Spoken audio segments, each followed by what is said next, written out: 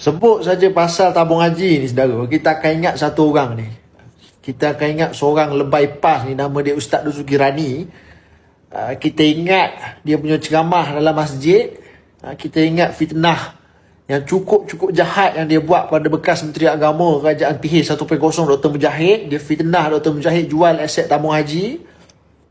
Ustaz Dusuki Rani lah antara orang yang memulakan fitnah yang cukup dahsyat kepada Dr. Mujahid dan Kerajaan PH 1.0 dulu.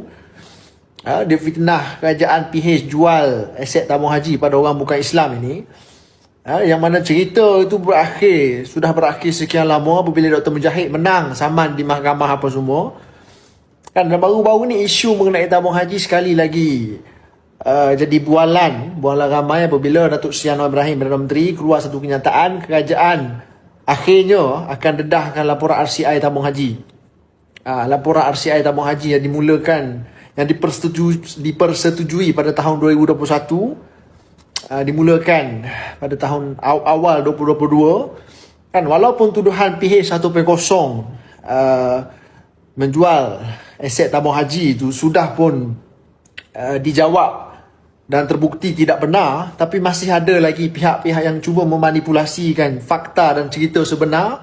Masih ada lagi ni pemimpin UMNO yang mainkan, yang cuba pusing baling semula pada PH. Kononnya PH yang bertanggungjawab menjarah aset-aset tabung haji ni apa semua. Cerita dia, bila Kerajaan Barisan Nasional tumbang 2018, naik Kerajaan PH 1.0, semakan awal pada tabung haji oleh Kerajaan PH waktu itu, PH 1.0, menyatakan kedudukan kewangan tabung haji waktu itu berada dalam keadaan defisit. Nilai liability pada pen deposit itu melebihi nilai aset sebenar.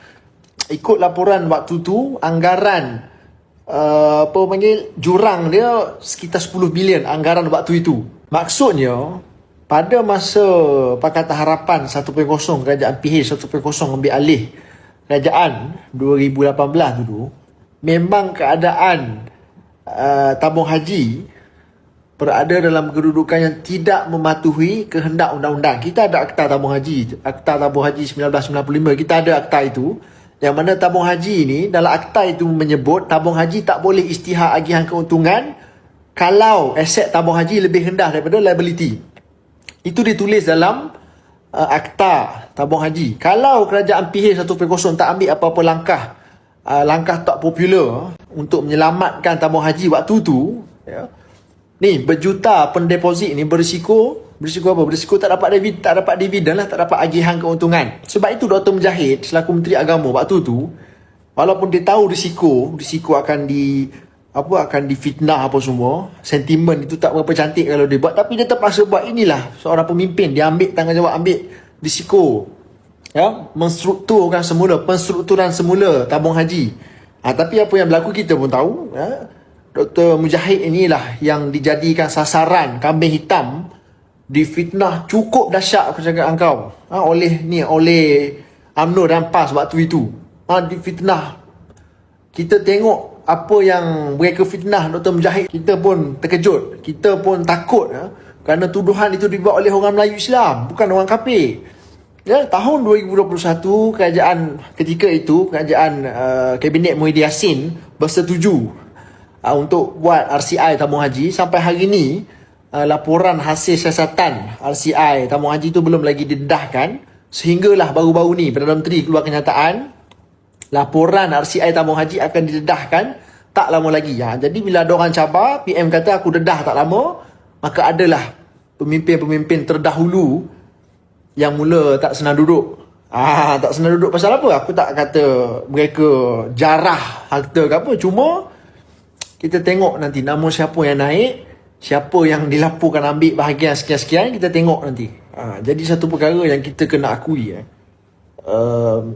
langkah penstrukturan semula tabung haji yang dimulakan oleh Kerajaan PH 1.0 dahulu, disambung oleh Kerajaan Madani, sangat-sangat berjaya membantu tabung haji keluar daripada keadaan yang kita tengok dulu. Defisit lah, apalah semua. Kita tengok laporan pendeposit hari ni, tabung haji punya laporan meningkat daripada sekitar 70 bilion 2019 naik kepada 95 bilion 2026.